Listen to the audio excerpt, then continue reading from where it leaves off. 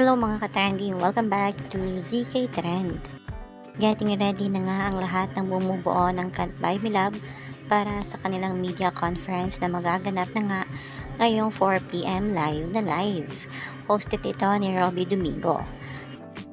At spotted na nga sina Donnie at Belle sa post nga ng Netflix Philippines kung saan makikita dito ang kanilang iconic IG.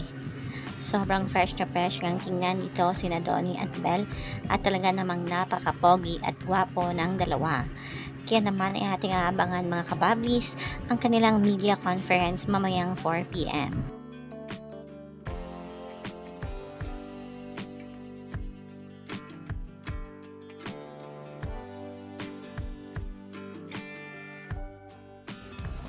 Ito pala yun.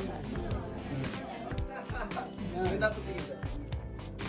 And 1, 2, 3. And then look here. Ito pala yun. Dapat ito. And 1, 2, 3. And